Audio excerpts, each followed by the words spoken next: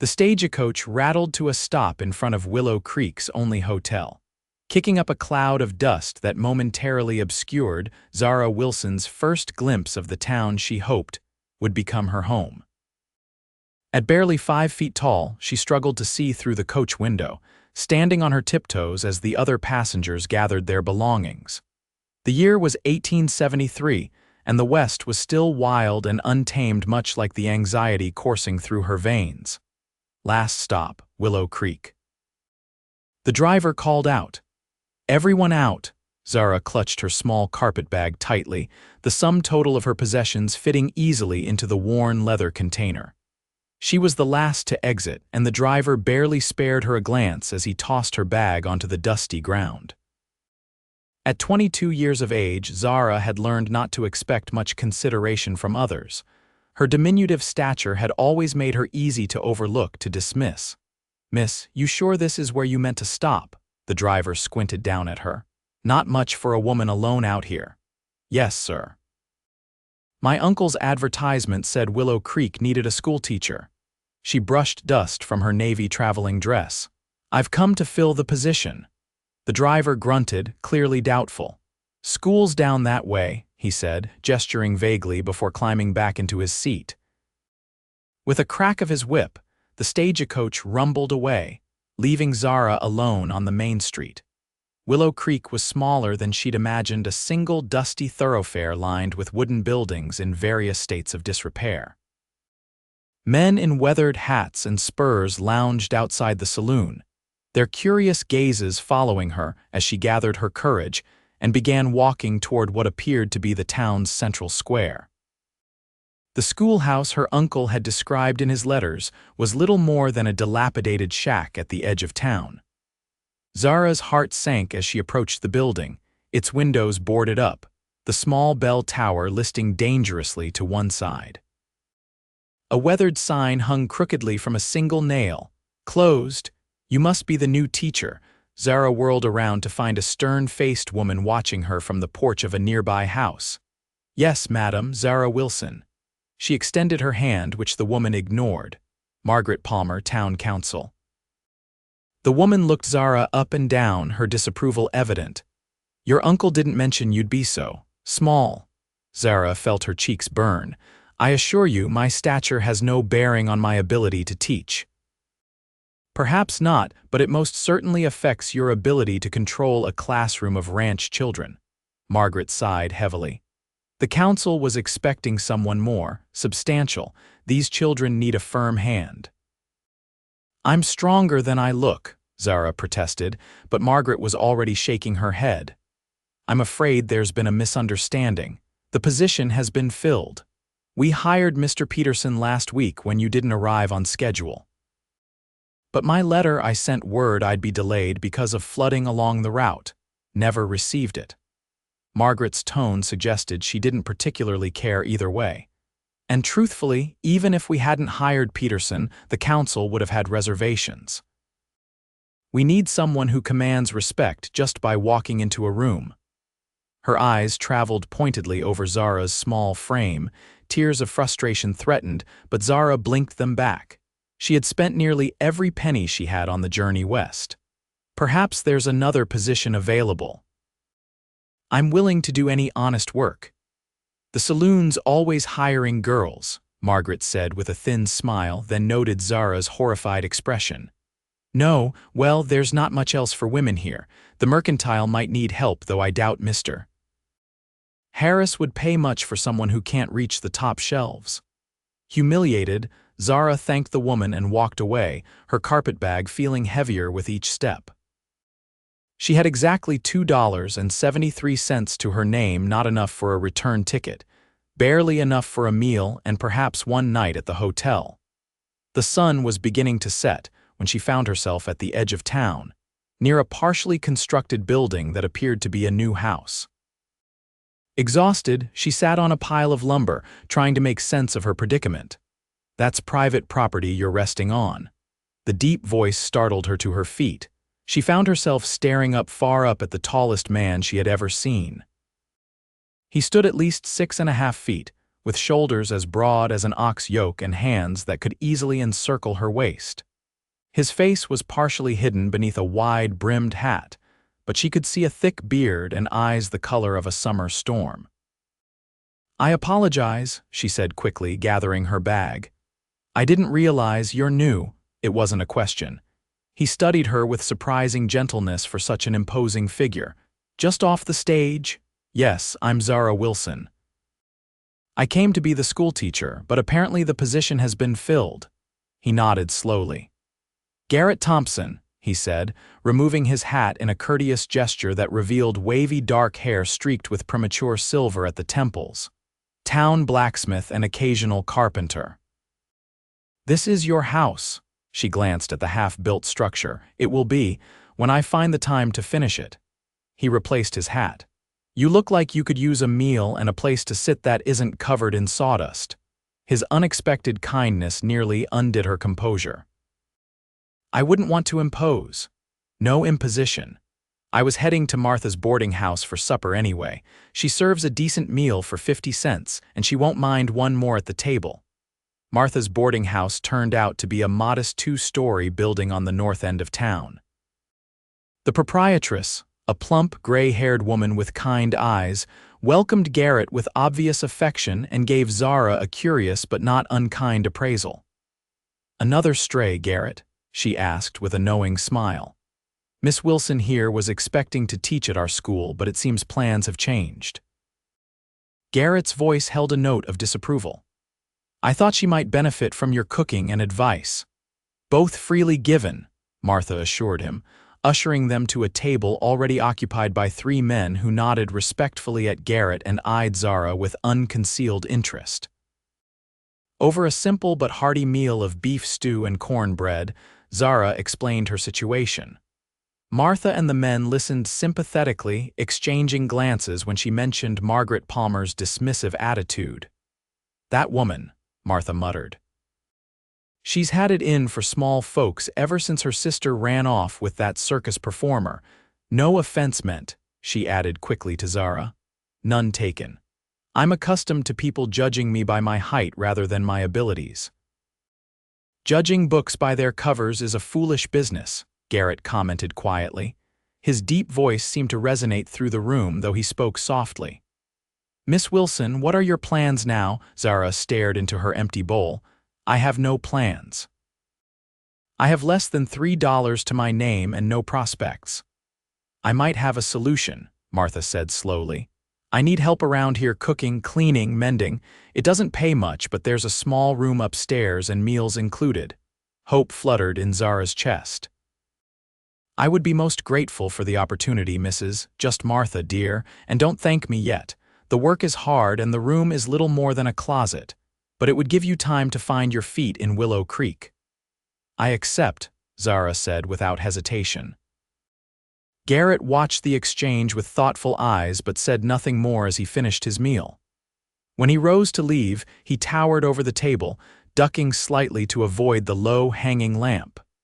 "Thank you for your kindness, Mr. Thompson," Zara said, offering her hand. His massive palm engulfed hers completely, yet his touch was gentle. "Garrett," he corrected. "And you're welcome, Miss Wilson. I imagine our paths will cross again in a town this size."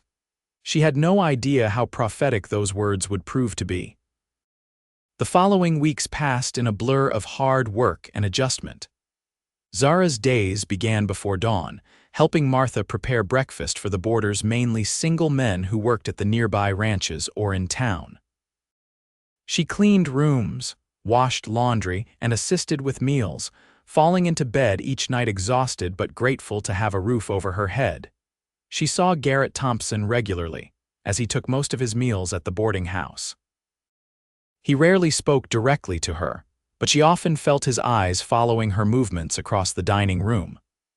Unlike the other men, who made no secret of their interest in the new female in town, Garrett's attention felt different, more contemplative than desirous. One evening, as Zara collected dishes after supper, she overheard a conversation between Garrett and Sheriff Bowman at a corner table. "School's a disgrace," the sheriff was saying. "Peterson's drinking again." Found him passed out at his desk yesterday while the children were running wild through town. Council should have hired the Wilson woman, Garrett replied, his voice low but clear. At least she wanted the position. Margaret Palmer would never allow it. Says the children would walk all over her. Margaret Palmer doesn't know everything, Garrett said with unusual heat. Sometimes the smallest people have the strongest spirits. Zara moved away quickly before they realized she was listening, but the blacksmith's words warmed her heart. At least someone in town believed she was capable. 3 days later, disaster struck. Martha slipped while carrying a pot of boiling water and scalded her leg severely. The doctor ordered complete bed rest for at least 2 weeks, leaving Zara to manage the boarding house alone. I can't pay you extra, Martha fretted from her bed, but if you can keep things running, I'd be eternally grateful. Of course I will, Zara assured her. You focus on healing. Running the boarding house alone proved to be an enormous challenge. Zara woke at 4 each morning to start the bread and prepare breakfast, spent the day cleaning and doing laundry, then cooked dinner and washed dishes until late in the evening. The physical demands of the work were particularly difficult for someone of her size. Reaching high shelves required climbing on chairs, and carrying heavy loads of firewood left her arms aching. The boarders, accustomed to Martha's efficient management, grumbled about late meals and less than perfect service. By the end of the first week, Zara was at her breaking point, having slept barely 4 hours a night and worked herself to exhaustion. She was struggling to carry in firewood one evening when a large shadow fell across the doorway. "Let me help with that," Garrett said, easily taking the heavy load from her arms. "Thank you," she gasped, stretching her aching back. He studied her face, noting the dark circles under her eyes. "You're working too hard, I'm managing." "Barely." He stacked the wood neatly by the stove. "You need help. Martha can't afford to hire anyone else." "I wasn't offering to be hired." Garrett removed his hat, revealing hair damp with sweat from his day at the forge. "I owe Martha some favors." "Let me help until she's back on her feet." Zara wanted to refuse out of pride, but exhaustion won out. "What did you have in mind?" "I can handle the heavy work: firewood, water, repairs. And I'm a decent cook, though don't spread that around town or I'll never hear the end of it." His unexpected offer of help brought tears to her eyes, which she hastily blinked away. "Why would you do this for me?" Garrett's weathered face softened. "Not just for you, for Martha, for the boarding house. This place matters to the town." He paused. "But I admire your determination, Miss Wilson. Not many would take on this burden alone." True to his word, Garrett appeared at the boarding house early the next morning. He split and carried wood, hauled water from the well, and to Zara's amazement, prepared a breakfast of flapjacks that had the boarders asking for seconds. "Where did you learn to cook?" she asked as they washed dishes together afterward, her small hands working alongside his massive ones in the soapy water. "My mother died when I was 12, he said, his deep voice matter of fact. "My father was often away with cattle drives. I either learned to cook or starved." "I'm sorry about your mother," he shrugged. "It was a long time ago." Their partnership settled into an unexpected rhythm over the following days. Garrett would arrive before dawn, help with breakfast, then leave for his blacksmith shop. He'd return in the late afternoon to assist with dinner preparations and the heaviest chores. With his help, Zara found time to breathe, to sleep more than a few hours each night, and occasionally even to read from the small collection of books she had brought west with her. The boarders noticed the change in atmosphere. Under Martha's management, the boarding house had been efficient but utilitarian. With Zara and Garrett working together, meals became more pleasant affairs, with fresh wildflowers on the tables and occasionally even dessert. Several men commented that they hadn't eaten so well since leaving their mothers' homes.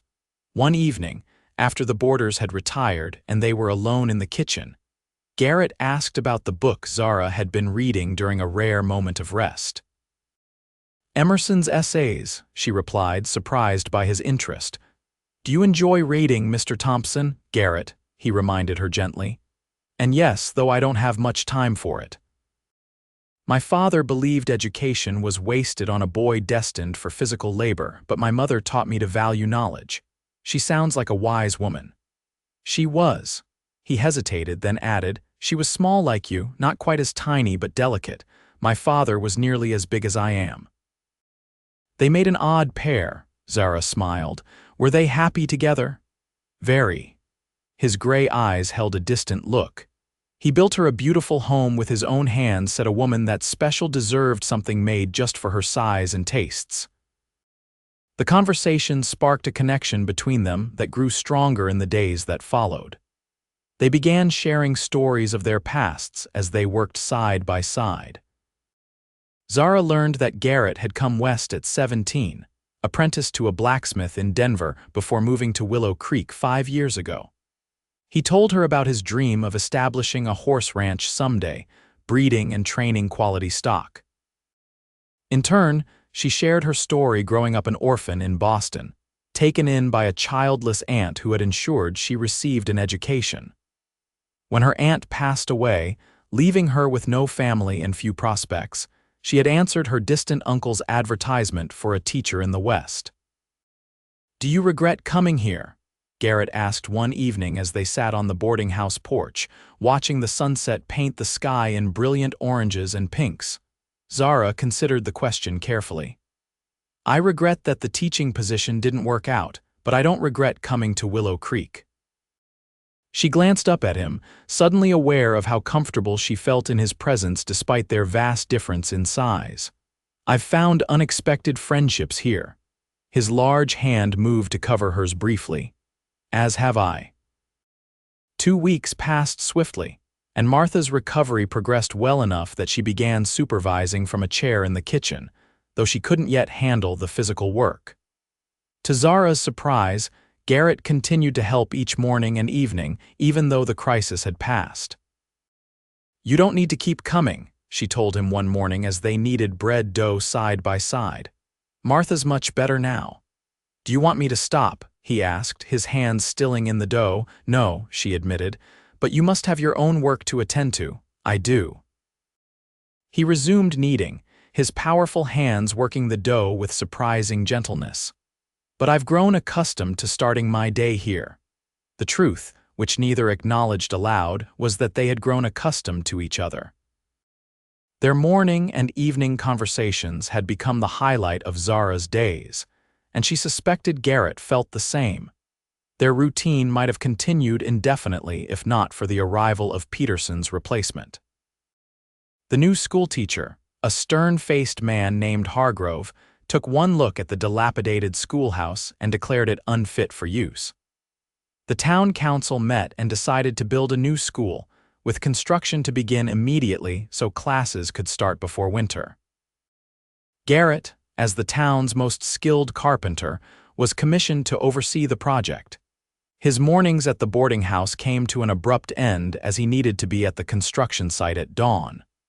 Though he still came for dinner most evenings, their time together was drastically reduced. Zara felt his absence keenly, more than she wanted to admit. She had grown used to his quiet strength, his thoughtful conversations, and even his occasional dry humor that so few others in town seemed to notice. "You miss him," Martha observed one morning, catching Zara staring out the window toward the distant construction site.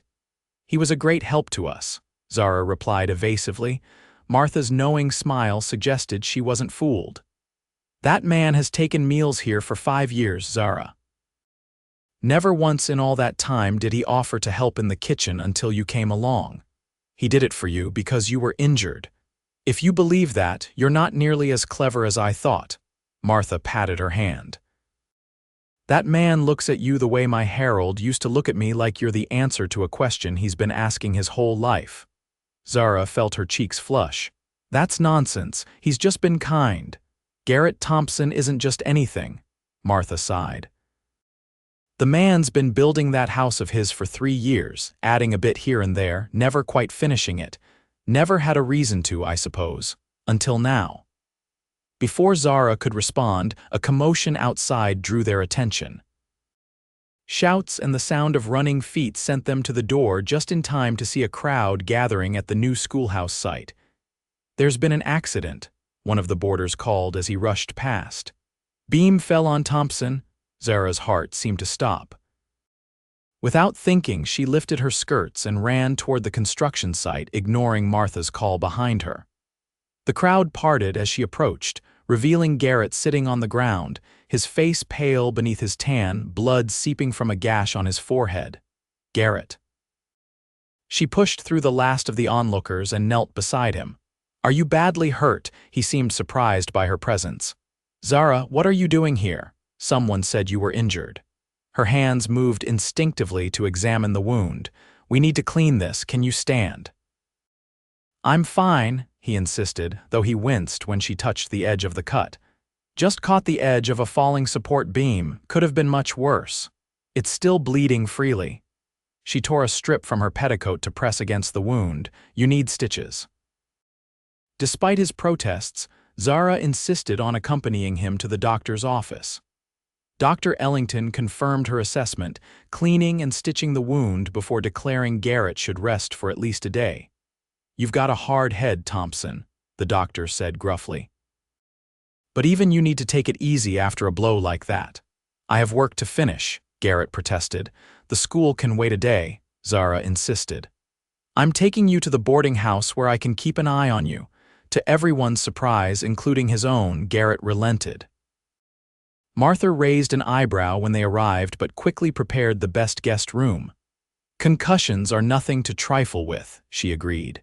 "He stays until I'm satisfied he's recovered." For the first time since she'd known him, Zara saw Garrett Thompson vulnerable.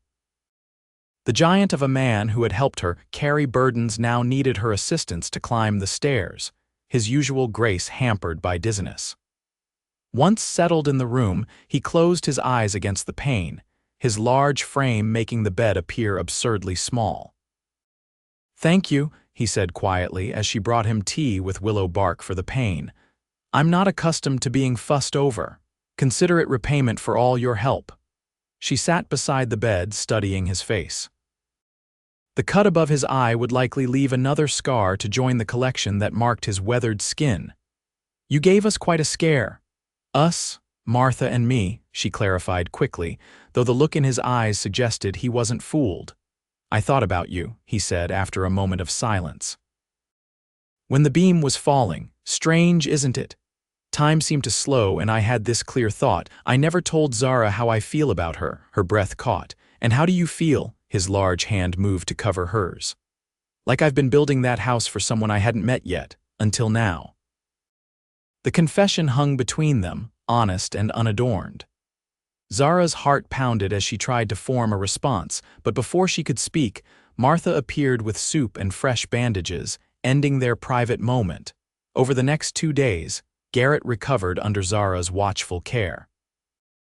They talked for hours, sharing dreams and fears they had never voiced to others. He confessed that his size had often made him feel like an outsider, too big, too strong, intimidating to those around him without intending to be. She admitted that her small stature had made her fight twice as hard for every opportunity, constantly having to prove her capability. "We're both outside the common measure," he observed. "Perhaps that's why we understand each other." On the third morning, Garrett insisted on returning to work, though he promised to proceed with more caution. As he prepared to leave, he asked Zara to accompany him on a walk that evening after dinner. "There's something I want to show you," he said mysteriously. That evening, they walked beyond the edge of town, following a path that led to a gentle rise overlooking the valley. The sunset painted the landscape in golden hues as they approached Garrett's half-built house. In the fading light, Zara could see the quality of the craftsmanship, the careful joinery, the solid foundation, the attention to detail. "It's beautiful," she said sincerely. "Why haven't you finished it?" It never felt right. Garrett led her to the front porch, which was complete enough to sit upon. "Something was missing in the design, but I couldn't figure out what." He sat beside her, his massive frame making the porch steps seem diminutive. "When I started building, I was making a house for myself." But recently I realized I've been building a home for two. Zara's heart quickened as he took her small hand in his enormous one. I've made some changes to the plans, he continued.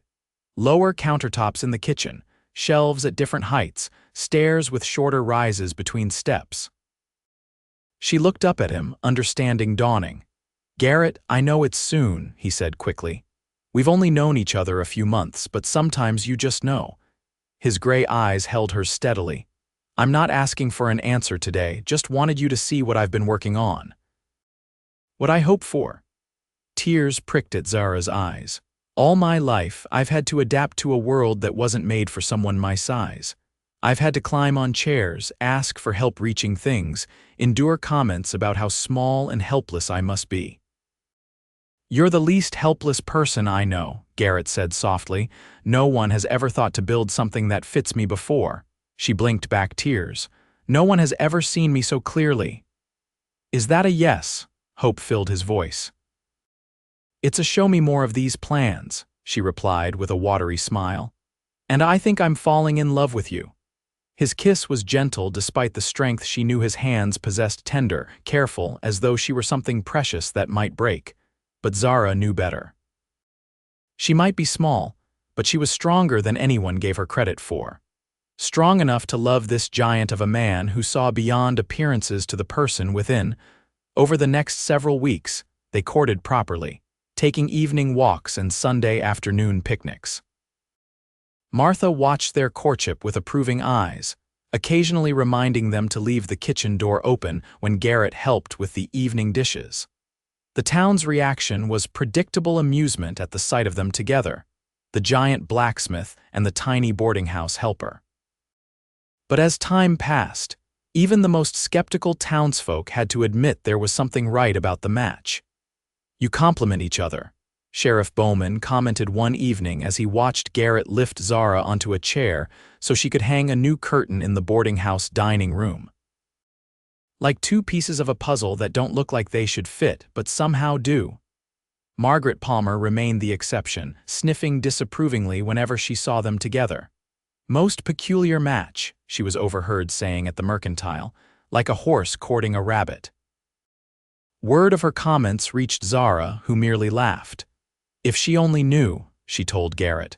This rabbit has tamed the most magnificent stallion in the territory. The school was completed by late autumn, and to everyone's surprise, including her own, Zara was offered a position assisting the new teacher with the youngest children. Mr. Hargrove, unlike Peterson and the town council, recognized her education and capability, caring little about her stature. Children respond to knowledge and kindness, he told her, not height. As winter approached, Garrett worked tirelessly on the house, determined to complete it before the heavy snows arrived. Zara spent her free hours helping, selecting fabrics for curtains and furnishings, designing the layout of the kitchen that would be uniquely suited to her size. They were married on the first day of December, 1873, in a ceremony at the newly completed church. Zara wore a gown Martha had helped her make, with subtle adjustments to complement her small frame rather than emphasize it. Garrett, freshly shaved and dressed in a new suit, had to duck to enter the church, but his eyes never left his bride as she walked down the aisle. I never thought I'd find someone who fits me so perfectly, he whispered as they exchanged vows, despite all evidence to the contrary. Their first night in their new home, with snow falling gently outside, Garrett carried her across the threshold with ease. The house was warmed by a fire in the hearth he had built with stones selected for their beauty and durability. Everything inside reflected their unique partnership furniture built to accommodate both his height and hers, spaces designed for comfort regardless of size. Welcome home, Mrs. Thompson, he said, setting her gently on her feet in the center of the main room. I built it with these hands, but you made it a home with your heart. Zara stood on tiptoe, and he bent down so she could cup his face in her small hands. All my life, I've been told I was too small to matter, too small to make a difference, too small to be wanted, her voice caught. But you saw me, really saw me. How could I not? His large hands encircled her waist, lifting her effortlessly so they were eye to eye. "You're the biggest presence I've ever known, Zara Thompson. Your courage, your determination, your heart, there's nothing small about any of it." In the years that followed, their house expanded to accommodate their growing family, first a son who seemed destined to match his father's height. Then twin daughters who inherited their mother's delicate build, but fierce spirit. Garrett added rooms and adjusted doorways, always with the same careful attention to the needs of each family member, regardless of size. The town of Willow Creek grew as well, and with it, attitudes slowly changed. Zara eventually became the head teacher at the school, her reputation for excellence overcoming any initial doubts about her physical capabilities. Garrett's blacksmith shop flourished, expanding to include a successful horse breeding operation. On their 10th anniversary, they sat together on the porch of their home, watching their children play in the yard as the sun set over the valley. "Do you ever regret it?" Garrett asked, his arm around her shoulders. "Staying in Willow Creek after such an inauspicious beginning?" Zara leaned against his solid warmth. "How could I regret finding exactly where I belong?" She smiled up at him. "Sometimes the place that doesn't seem to want you becomes the only place you want to be." "And sometimes," he added, bending to kiss her, "the person who seems least likely to fit with you becomes the only one you can't live without." Their embrace was interrupted by their youngest daughter calling for help reaching her kite, stuck in a tree branch. Garrett rose, lifting the child easily onto his shoulders so she could retrieve her toy herself rather than having it retrieved for her. Zara watched them, her heart full. She had come west expecting to find independence and purpose as a teacher. Instead, she had found a man who saw beyond her size to the person within, who had built her not just a house that fit her dimensions, but a life that fit her soul. In his eyes, she had never been too small to be wanted. She had been exactly right, exactly enough, exactly what he needed. And that, she reflected as her family gathered around her on the porch of the home built by her husband's hands and filled with their shared love, was the greatest gift of all.